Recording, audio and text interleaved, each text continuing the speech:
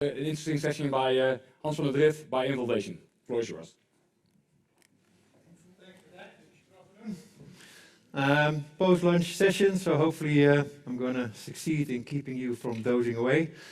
What I'd like to do is discuss or introduce a project that we are currently running with a company that you may or may not have known about, that I'll introduce in a second. The topic it's a company working in fashion. They have some fairly specific challenges, and we therefore call it multi-dimension planning. Happens in all businesses. I think in this specific case, even more so. My name is Hans van der Drift, as Martijn introduced already. I'm partner at Involvation, and as I think many of you know, we specialize in supply chain management. So what I'd like to do is firstly briefly introduce the two companies, because you may not know them all. And then let's go into the challenges and how we try to address them in the current assignment. If there's any questions, feel free to interrupt, because I think I don't have that much material, so there should be some space for questions. What I'd like to do first is, if it wants to work, we're stuck with that. Oh, yeah, here. So let's briefly introduce Involvation. I think most of the faces here look very familiar, so you may know our company already. What we do is we are a boutique supply chain management consultancy based in the Build, specializing in supply chain management, and we do consulting, interim, learning and development for quite a large range of different companies. As long as there's goods flowing, then basically we will have an opinion about it. Working with about 20 people. Completely independent, I think it's maybe worthwhile in this context to say, from any IT vendor.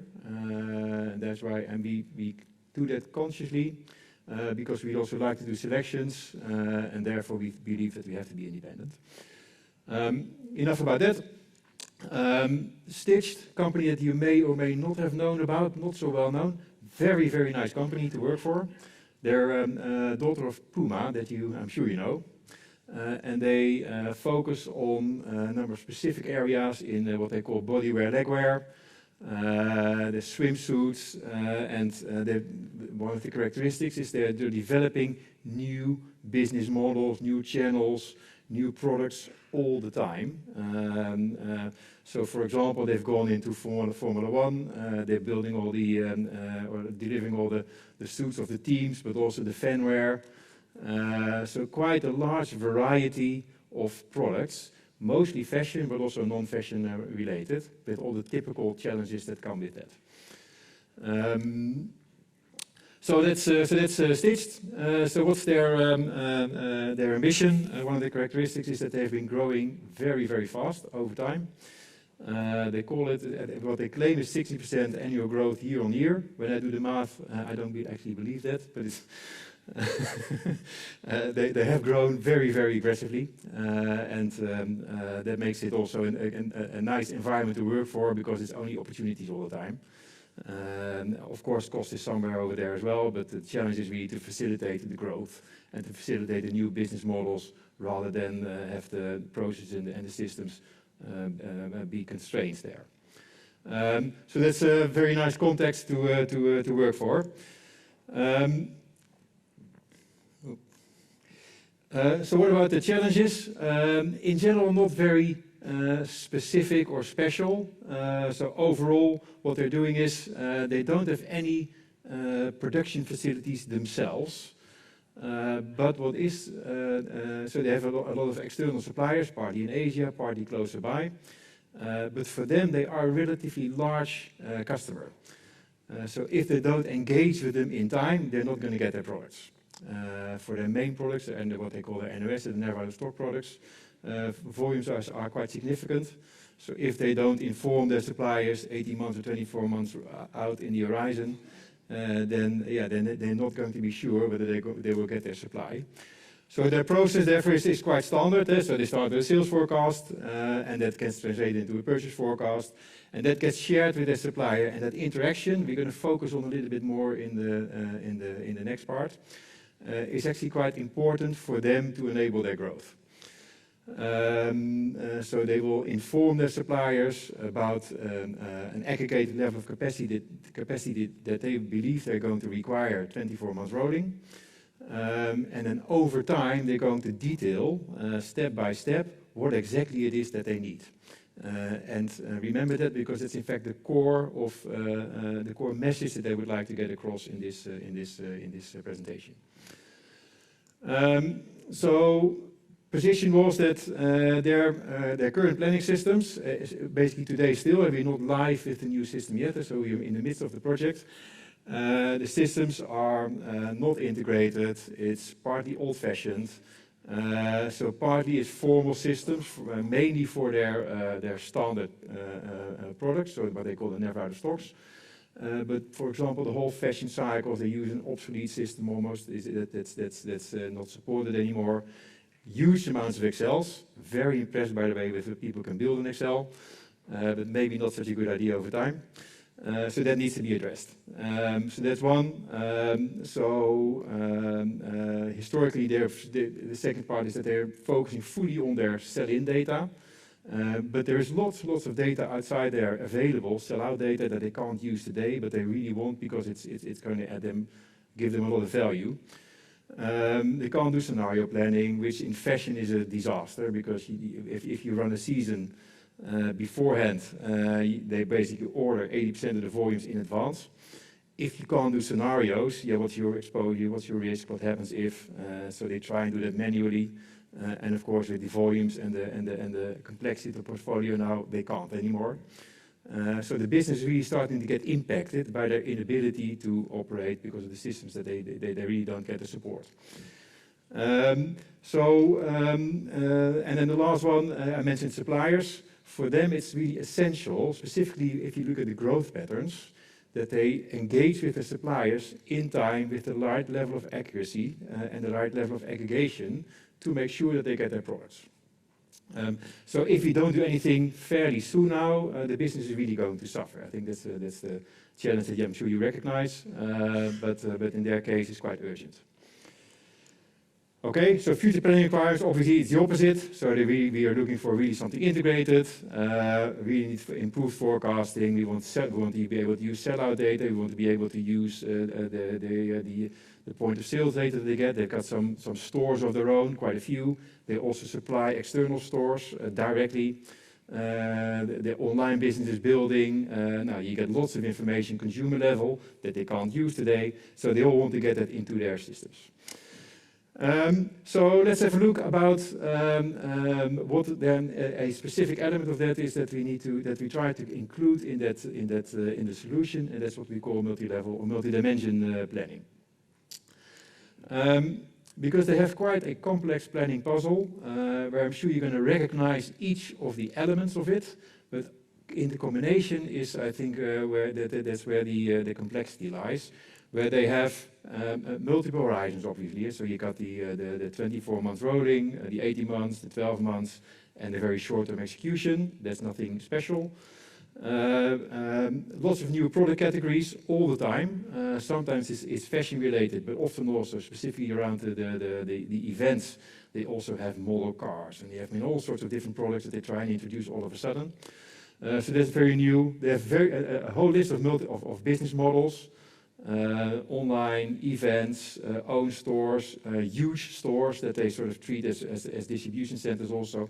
So and all the different channels that they're running.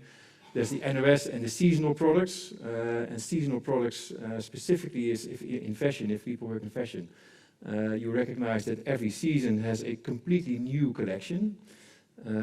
So which is a challenge because, for example, your master data 24 months rolling doesn't exist. So how do you forecast?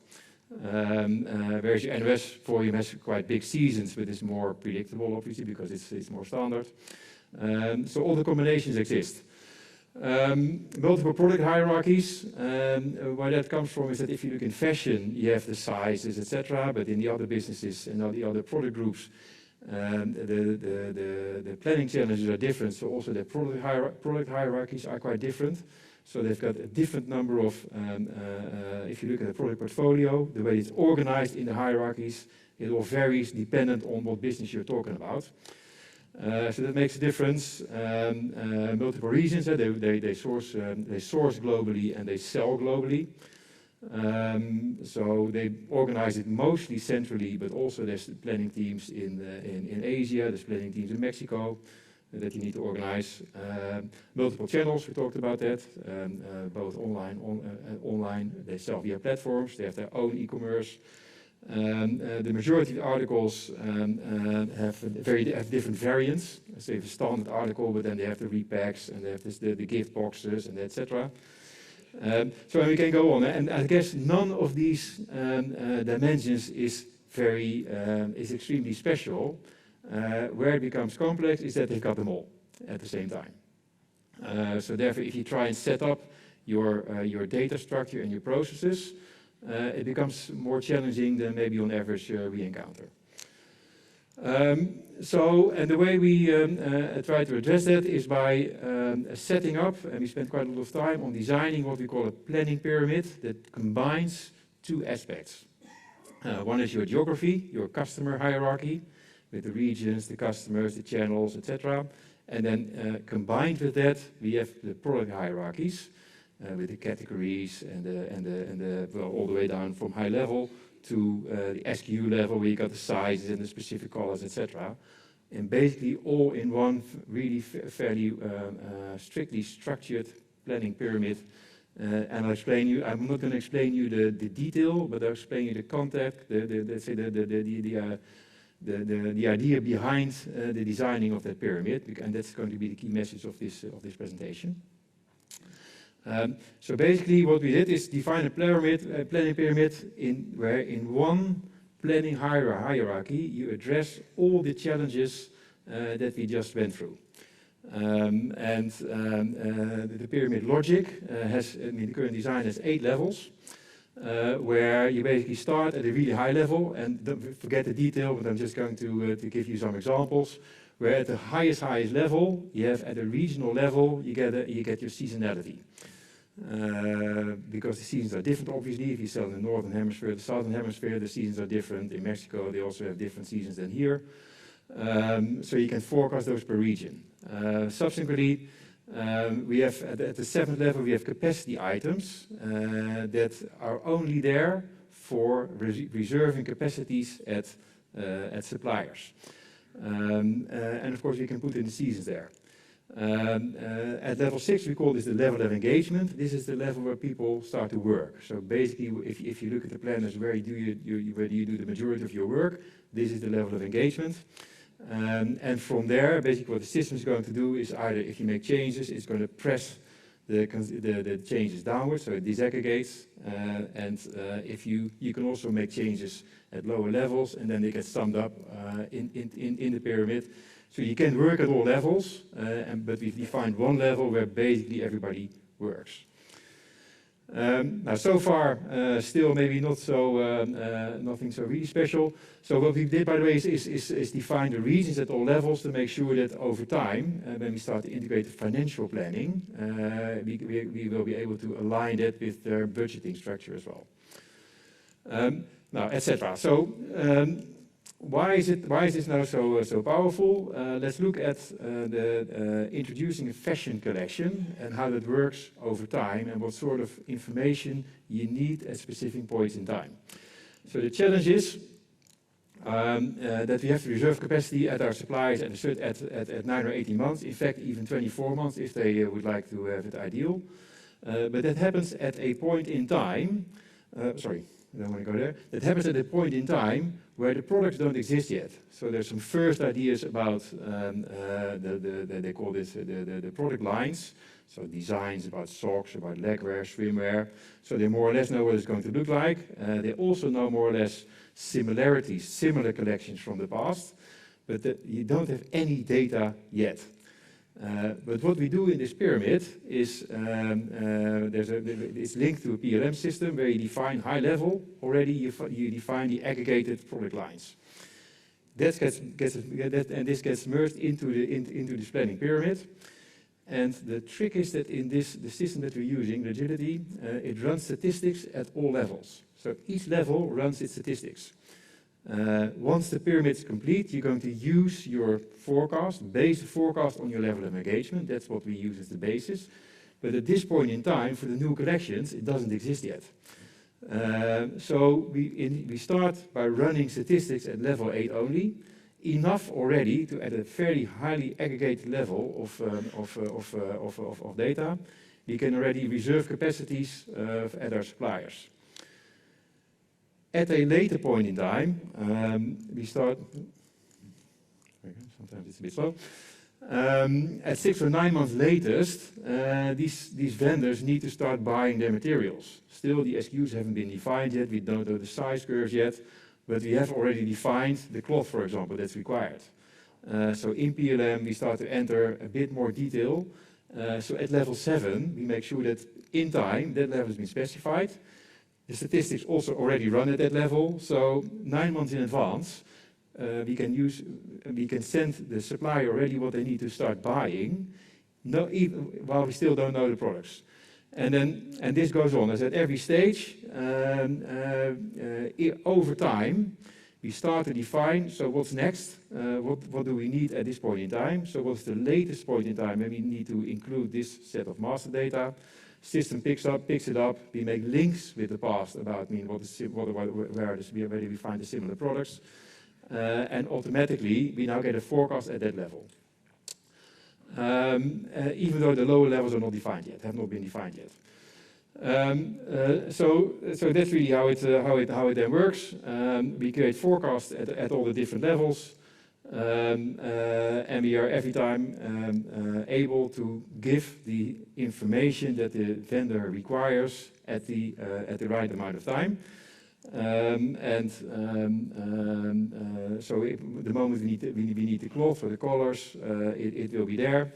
And the nice thing about Agility is that it generates the statistics, even though the source data, the base data, bottom up, is not available yet. Okay,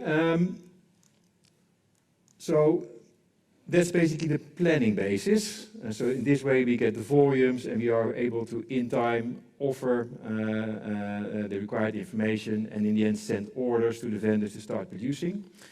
The pyramid has also been set up in parallel to make sure that we are prepared for the next phase, which is financial integration. So you won't recognize it in the pyramid, but if we look at the details, you will find that if you look at the organizational structure of stichd, we will always be able to report once we start integrating financially at the exact level where we would like to have it, either per region or per country or per customer group. So the financial integration isn't done yet. It's not going to be done in the first phase, but the next phase it will be. And then we will not need to make any adjustments in the setup and the data structures because it's already built in. Okay, so that's the essence. So therefore we can now create, basically we can create 18 to 24 months level, high level, we can create the rolling plans, fairly short term, detailed level, SKU customer level, we can send the orders, replenish the shops, etc. all from, and basically all using the same system. So it's one platform, integrated with one PLM, integrated over time with one S&OP system. And we have two sets of data, basically the aggregated levels and the very detailed levels all in one. Now how does the business benefit from that?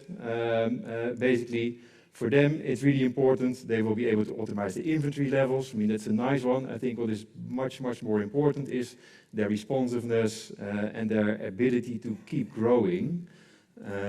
Develop new business models with a data structure that's really rigid on the one hand side, it's really let's say disciplined. At the same time, it's extremely flexible because almost everything that they do will fit in the same model, and we can keep using the same setup even though we're trying to force in all these different business models in the same setup.